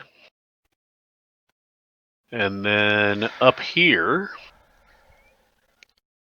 our buddies in 1918 in the village there, Mm-hmm. Kokler's boys, Mm-hmm. will go ahead and fire on those musketeers. In 2019. Yeah, Okay. in 1919. I'm in 1918. I'll fire on the guys in 1919. Oh yeah, I just was. Yeah, you were guessing, but yeah. No, that's what I was looking at. For some reason, All it looked right. like an 8, not a 9. Oh, okay. So, do I really want to do that? Because that'll give you. That gives you A chance to fire back. reaction fire. Mm-hmm. Now, I am in Sossenheim Ruins and Trench. Right. So your fire combat's at -3. Mm-hmm. So it's going to be kind of hard for you to hit me. Not impossible, but Yeah. Well, see, I'll get a. Let's see here. Where's my pluses on that? So I'll have a +4 because of my strength. right. And so it would go down to a +1. So. Yeah, it's a +1. Mm-hmm. +1 is what you'll have. So I need a. You still need a 7 or better. Right. Well, 6 or Now, better. 6 or better. No, 7 or better. 7 or better. 7 or better. Now, having said that, that guy's only 100 musketeers. Mm-hmm. He only takes 1 hit to go away. Mm-hmm. Right. Yeah, there's no way I'm shooting at you. No way in hell am I giving you A free shit chance. a free chance. That's not gonna happen. Stay in cover. I gotta stay in cover. There is no way I'm gonna risk that Mm-hmm. and give you a foothold in those trenches. Because if you move into those trenches, you suddenly get the same benefits. Mm-hmm. Mm-hmm. So yeah, I'm gonna make you do that the hard way, dude. No way. Those guys are not shooting. And that's pretty much all that we're going to do here in the center, I think. There's no reason for continuation because my artillery can't shoot anymore. So yeah, Duke Christian, Mm-hmm. he's finished. Down here, my cavalry under Styrum, Mm-hmm. there is absolutely no reason for them to do anything.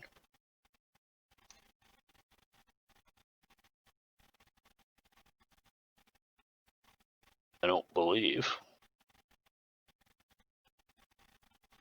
So he's just going to be finished. Okay. He'll just sit there. Mm-hmm.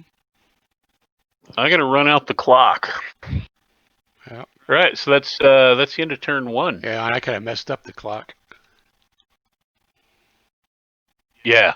But A little bit. I won't be forgetting that again, and I won't be forgetting it tomorrow. Right. So you had your one. That's where you. You had your one chance on that. Yep. Well, that's where you get a. Yeah. So What? so the question is, do we want to stop here so that we get a start with, instead of halfway through a turn? Yeah, because it's 9 o'clock now. Yeah, basically that's what I think. Because now I've got quite a bit to move and do, and I'm not going to forget continuations. Right. Right. No, I mean we had to get ready. We had to get set up. We had to get the special rules. Uh-huh. Um, the Breitenfeld special rules Mm-hmm. are close to these Mm-hmm. for the scenarios. You have the same deal in that you, for example, you have cuirassiers and arquebusiers. Right. The difference is that it's now 1731, I believe, maybe 32. Right. 1731, I think, or 1631. Sorry, and you've got salvo fire by the Swedes. Mm. Ooh, okay. I mean, really. but not the Imperials. Mm-hmm.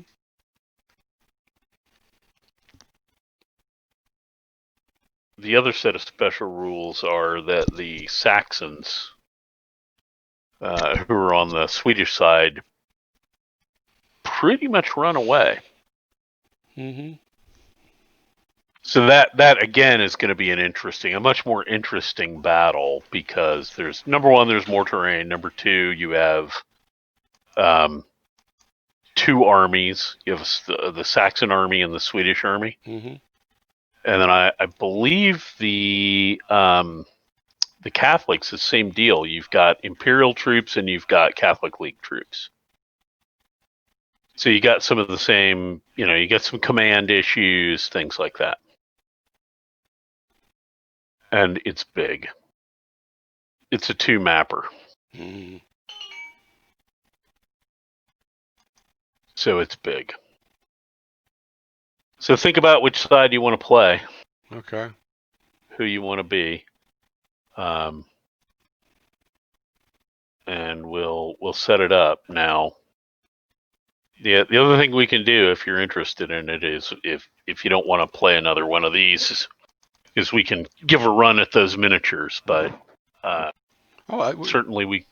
Let's continue on Breitenfeld. That's fine. Yeah, that's fine with me.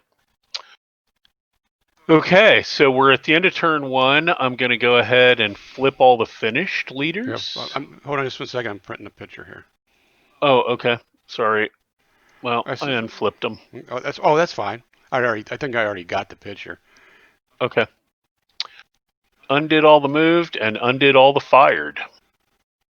Okay. So we're back ready to rock for turn two.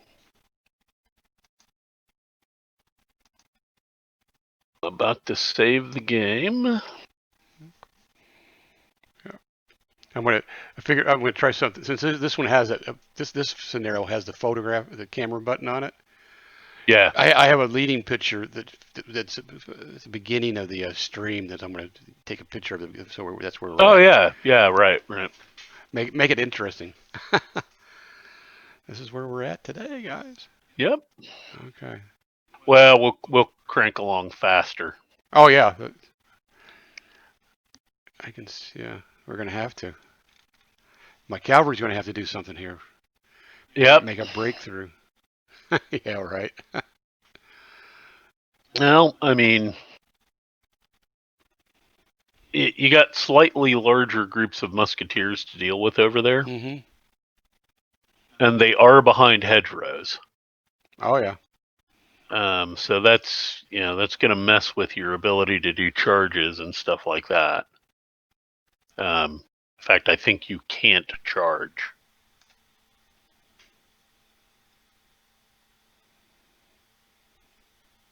No, well, we don't do charges. You're under charge orders. Mm-hmm. That's right. But the terrain effect of a I'm gonna have to. It would be a formation. Change my formation. I'd have to take a formation hit as soon as I got that into. so a hedge hex side is -1, Mm-hmm. and it's a formation hit. Mm-hmm. And then, of course, if you did close combat, you would take a formation hit for that too. Right. So anybody that attacks through that through the hedge is going to. I mean, the first thing that's going to happen is you're going to get fired on. Mm-hmm. Then you take a formation hit for attacking through it. And then at the end of the close combat, regardless of the result, you would take another formation hit. Mm-hmm. So regardless of what happens, you're going to end up, your cavalry will end up formation broken with every one of those attacks. Mm-hmm.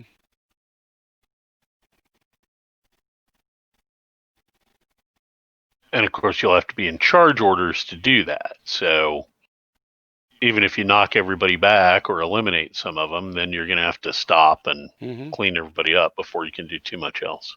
Oh, right. So yeah, it's there's a reason that there's musketeers in those stupid hedgerows, right? Mm-hmm. They know how to stop cavalry. Yep. So yeah, Hochst is not covered in Memoirs of a Cavalier. Mm-hmm. It's too early. It's too early. Yeah, it's too early. Mm-hmm. It's over 20 years too early. Mm-hmm. That guy would have been actually probably not even born. Yeah, like 2 years, like 2 years old or younger, because I'm not really sure. I was Yeah. just guessing that he was 22 maybe in there, but Right. But I think he may have been younger than that. He may have been 18. Yeah, Yeah. I'd go closer to 18 when that book started. Right. So yeah, he's probably not even born Mm-hmm. when this battle was fought, which is a thing to keep in mind about the 30 Years' War. Right? Is it literally was 30 years long? So Mm-hmm. there were people, many. I would suspect that most of the soldiers that were fighting towards the end of the war were not even born when the war started. Mm-hmm. Pretty sobering when you think about it. All right. Of course, that's kind of the situation today in Afghanistan. Well, yeah. Oh, yeah. I'm sure. Oh, so yeah, because then I met when was it? We were out somewhere in California. Oh, I know where we were. We were out at the Marine Corps mountain training facility Okay. near Lake Tahoe. Right. I can't remember the name of it right now, but anyways, we met these guys already had in 2003 already had two tours in Iraq and then one in Afghanistan. Right. And so Yeah, that's 2003. So think about those guys. What is it? How many years ago was that? That's 17 years ago. Right. Yeah, those guys are. If they were 20, well, they're now almost 40. Well, and they were a staff sergeant. So I'm thinking. Oh, they're much older. Yeah, they either most likely retired by now or. Right. They've got their 20 years in, but if they're still there now, they got 17, 18-year-olds that are just they weren't even born or during the when they were on their first tour. I've got a nephew Mm-hmm. that is ending his enlistment. Mm-hmm. Like within probably a few weeks. Mm-hmm. He's actually up at West Point right now. And he spent a year in Korea, and then he was a year at in Louisiana, Mm-hmm. and then basically spent a year on the Mexican border. Mm-hmm. Not quite a year. Well, those are And a year in Korea nowadays is pretty safe compared to some other places oh I've been yeah, to. compared to anything else. Well, and he was right on the DMZ. He was part of the honor guard and all that stuff. Mm-hmm. But okay, so he went in when he was 18, Mm-hmm. 3 years ago. So he went in 2017 at age 18, Mm-hmm. and so when 9/11 happened, he was an infant. Mm-hmm. I mean, I think he was just barely born, I or maybe not born yet. think Matthew would have been was 4 at the time. He just Right, well, he right, had not yeah, 9/11, so it would have been his 4th birthday was that September. So okay, yeah. My kids were real young too. mm-hmm. Um, so yeah, that's really the closest. I mean, Afghanistan is the closest analog we have to how long this war really lasted. Yeah, well, right, and this war we're almost just over halfway there. Maybe do it 10. Right. Yeah. Yeah, exactly. I mean, we're not even as long as this one was. And one of the things that's great about this game series is that it really conveys the changes Mm-hmm. in what the war was, right? We're playing, this is in time, this is the earliest set of games. Mm-hmm. This is the very beginning of the war. By the time we get to uh, Under the Lily Banners, which covers the battles in the 1640s, Mm-hmm. the sides are completely different. All of those are the French versus a reunited German Holy Roman Empire, Mm-hmm. primarily the Bavarians. So you don't see, right? I mean, Tilly's dead. Tilly's been dead for 20 years Mm-hmm. at least. Um, his successor is dead, and you have completely different generals, and it's a completely political war at that point. It's no longer Catholics versus Protestants. Mm-hmm. And you start moving away, you start getting uh, cavalry that looks more like what we had in the Edgehill fight, where it's not, arquebusiers and cuirassiers. It's just cavalry. Mm-hmm. Um, and you see that change, right, all along. You've got this module, then you've got Gustav Adolf the Great, then you've got Sweden fights on, then we've got Under the Lily Banners, and then the final one, um, Nothing Gained But Glory, is it covers a war that happens after the 30 Years' War, the Scanian War, which is between the Danes and the Swedes. Mm-hmm. And, a lot of that stuff's in like the 1650s. And so it's a very interesting progression to go through, but some pretty cool battles, including this one. So I'll be interested to see what happens next time we play here. Mm-hmm. Oh yeah. You've got a challenging attack on your hands. Now, Tilly historically, Tilly forces his way through. Mm-hmm. And the big problem that Christian has is the bridge is blocked for quite some time. And while they do get away, he does get a fair chunk of that center wing away. Mm-hmm. Those guys that are in the village there, they're gone. Yeah. Well, And a lot of his infantry gets torn up. his cavalry gets away. Mm-hmm. Right, so I was thinking the cavalry's back there, ready to just go since it bridges it. Yeah, yeah. Well, I mean, why not? This is not cavalry terrain, No. right? I mean, none of this is cavalry terrain. Mm-mm. It's not particularly useful. There's not, where would they charge? So, and they're high value, so you want to get them the hell out of the way. Mm-hmm. So they do. They get off, but a lot of his infantry does not get off. But it's kind of a draw Mm-hmm. in comparison to almost every other battle that's in this game set. Mm-hmm. Is a resounding Protestant defeat. So these hedgerows block line of sight. Yeah, they do. They are blocking terrain. Let's check the chart, but I'm pretty sure they are blocking terrain. Hedge hex side. Yep, blocks line of sight.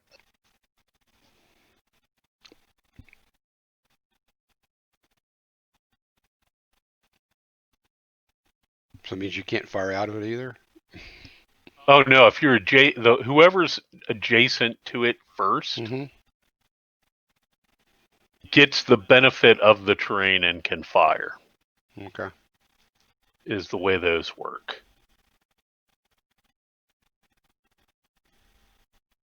The negative effects of the terrain only impact the second unit to approach it. Or artillery. Or artillery, correct. Okay. Yeah, pretty much those guys have, cozied up to the hedgerow and stuck their muskets through the hedge. Mm-hmm.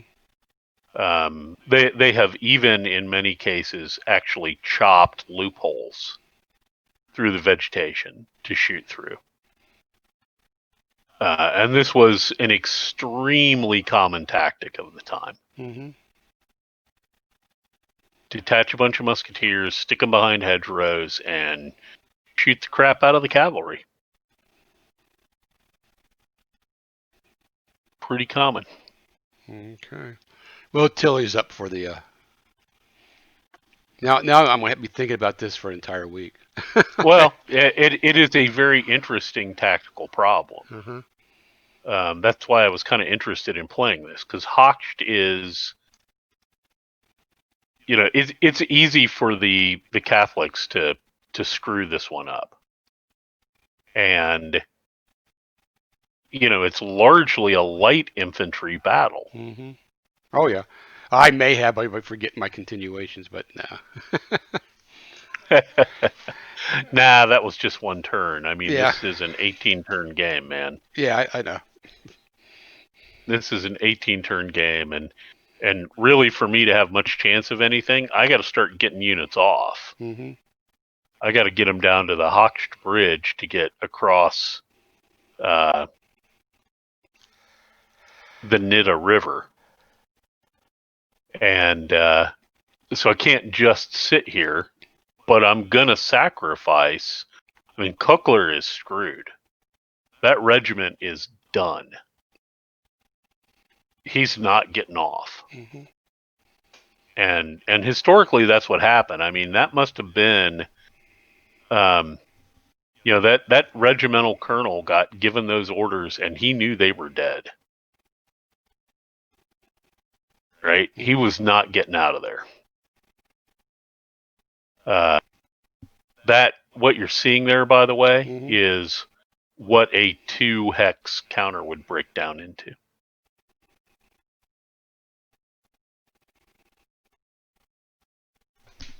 There's 1,000 troops there. Actually, it'd probably be a 1 hex. It'd probably be just like your guy that's in. There's a 10.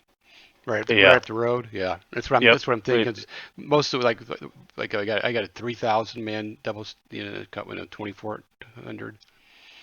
Right. Yeah, he'd be Cockler's regiment would be exactly like that guy. Mm-hmm. Schmidt, just exactly like it. Yeah. He's got 600 pikemen, or probably 500 pikemen, and there's another 1,000 musketeers still in that central Cochlear unit. Mm-hmm. Oh, this is interesting. I didn't didn't notice this. All of the